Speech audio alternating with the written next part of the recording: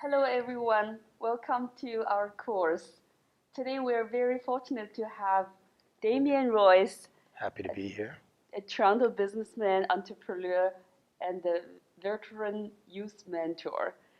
Damien, I have never met you before today, but I did do some research on you, watched a few videos, read the interviews. I feel you're an old friend of me already. But our course participants, they probably know nothing about you. Could you talk about yourself? Absolutely. My name is Damien Royce. I am a Toronto businessman, a youth mentor, and I've worked in the industry for the last 20 years, and I've mentored for the last 8 years. It is a very fulfilling experience when you see youth go on to blossom into the field that of their choice and turn around doing great things, and then they become mentors to other young participants. So I always love seeing that. Damien, can you let us know how you started to mentor youth? What brought you to mentoring? I first got started in this business of mentoring because of a social worker that was in the Jane and Finch corridor whom was shopping at one of my stores, and I met him during the Christmas holiday season, and he asked me to come out to the school and speak to the students. And at first it was the approach taken was supposed to be a business one, but I was just in New York at the time, and I read a book by this young filmmaker, an educator actually, by the name of Roger Larson and Heather Mead, and they created a book called Young Filmmakers, and all the stories in the book documented the experience of young people engaging in the arts and really flourishing. And they said that was the number one thing that they saw young people really engaged in, and it was a visual story and a journey. And so I had friends who were filmmakers and writers, so I said to the social worker, why don't we come and create, let's say, a film collective where we can actually have young people tell their stories? Because through stories, we all learn about one another. And in fact, if there are parts that are broken within us, we can always address those parts through the visual medium. And we presented this, and the students really hooked onto it.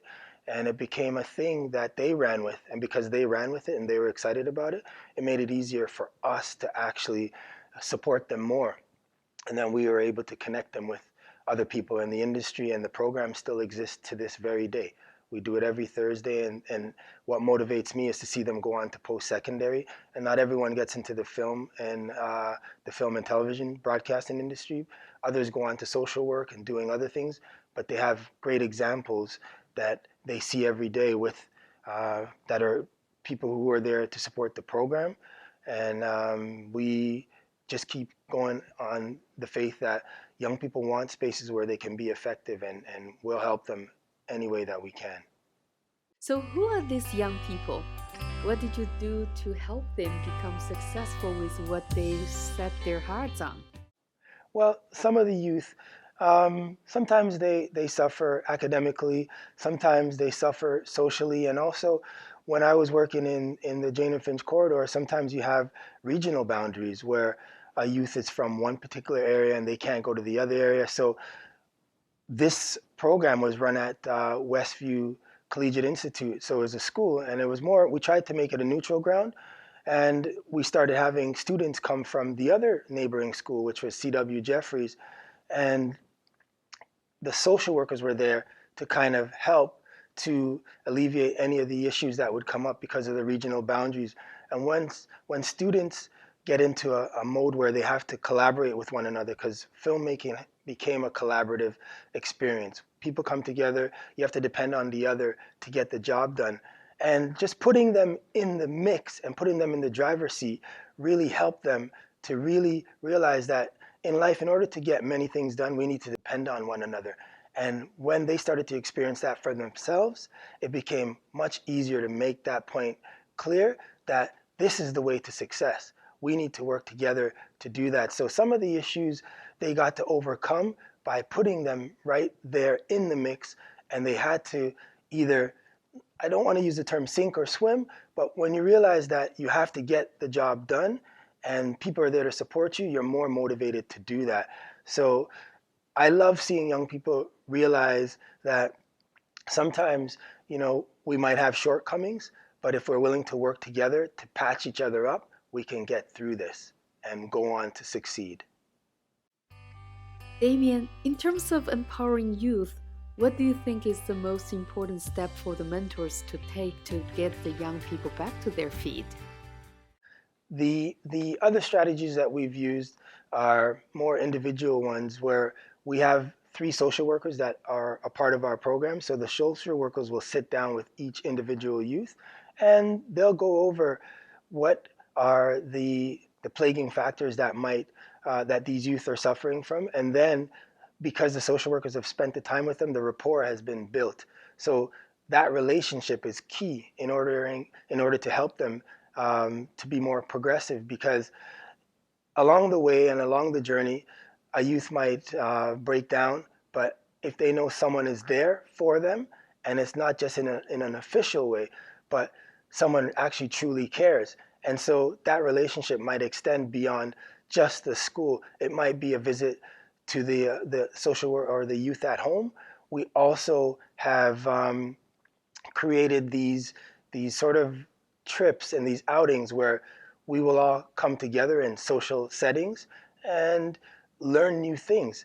And when people are learning new things, they're growing, they're being more creative, and they're being pushed. So they're naturally pushing their own boundaries, and this gets them to new ground. And it's much easier to engage them when they feel they're being effective. Damien, I'm always wondering, how do you strike a balance between being such an extremely caring and supportive mentor and helping the young people to become independent? I think you're right. There is a fine balance. And when you want someone to succeed, you try to teach them enough of the skills so they can actually take the agency for themselves. That comes over a period of time. So you have to engage in projects that allow them to succeed incrementally. And as they succeed incrementally, they start to believe in their own power to be an agent of change.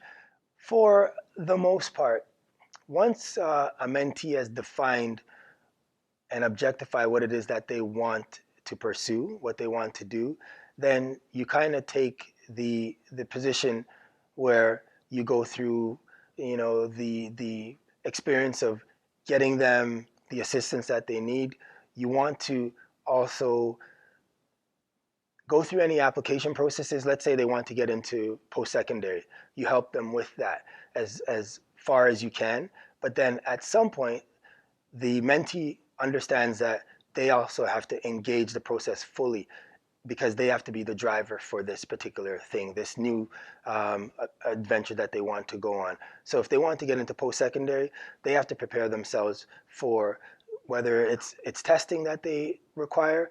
Also, they have to engage with the professors here, and the drive becomes theirs. It's no longer our drive. The mentor can only do so much, but we're always a hand's reach away. So as long as the mentee is, I would say, empowered enough to realize that they have the power within themselves to make this attempt,